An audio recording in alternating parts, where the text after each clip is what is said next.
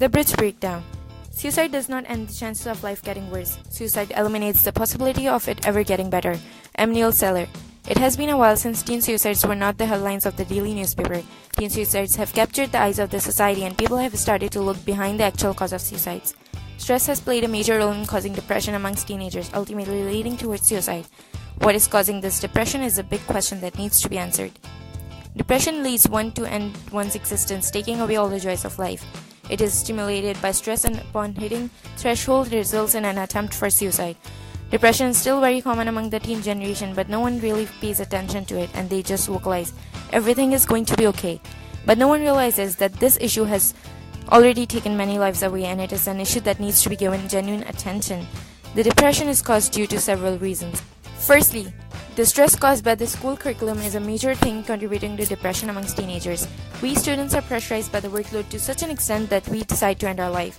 Suicide is a violation of standard living rules for eternal peace, even though one of those rules is to break ourselves, whereas living up to those standards can help us stand out in life. Followed by the famous phrase, slowly but steadily wins the race. The rule of living requires hard work and patience and not letting the negative thoughts take over our mind.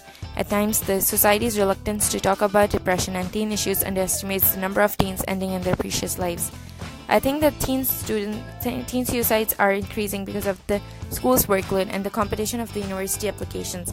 We students strive hard to get good marks and get into a good program, but sometimes our hard work does not pay off. Sometimes it does not go the way we expect, and therefore our chances of getting into a good program fly away. The last year of high school is a box full of opportunities. We miss one opportunity and boom, we go out of luck. That one opportunity is what we miss due to our own lack of interest and concentration. But what we are unaware of is that all the hard work we have done is going to pay off, and instead of being impatient and feeling rejected, we should try once more, with more focused efforts and optimism. It concerns me that if we are unable to take that one chance, why does not anyone help us? Why does not anyone stand up and hold our hands saying that you can do it? The other reason for teen suicide is bullying based on sexual minorities. It is really common for the teens, especially nowadays. The teens feel some sort of satisfaction after bullying the other members of the society. They feel their pride in it, but not always the victims are able to take it. At times, the victims just give up. According to me, it is their inferiority complex that ends up in bullying people whom they think they are superior to. The victims of bullying violate the law, but this violation is to satisfy their inner selves.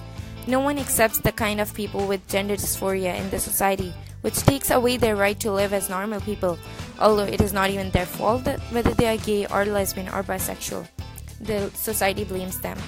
The efforts of all the non-profit organizations to create awareness go in vain when educated people like us target them. It bothers me to think about how different people are not accepted in the society just because of the gender difference, and their confidence has crumbled and shackled into pieces. Some parents get so busy with their emotional and societal problems that they fail to take out time for their kids, and these kids, meaning us, feel emotionally neglected, which leads us to consume drugs that are a placebo effect to us, which we think will keep us mentally stable for a time, but satisfying our inner self can in future harm us. I feel that the stability ends as soon as the consumption gets greater than the endurance. Drug addiction becomes a partner for such teenagers and a dominant reason for their suicide. Drugs trigger the conscience of people and slowly they start losing their senses and consciousness. Drug addiction makes us deadly alive. The addiction stimulates unconsciousness and the person can perform any kind of action while being in that state. State of addiction builds up an idea of suicide in our minds because we feel that we have no worth in this world and no one cares about us. Drugs provide the same pleasure as the company of our loved ones, but the consumers are unaware of what is next to that ecstasy. It is the pain for eternity.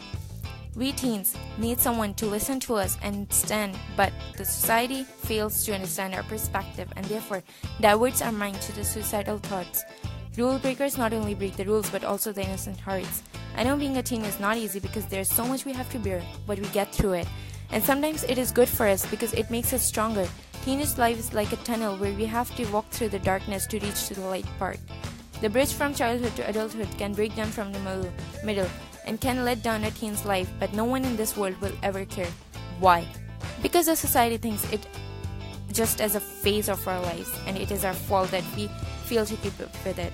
A teen's life is lost because of the cruelty of this society, and therefore headlines are written about it, but no one really focuses on it. Created using Powtoon.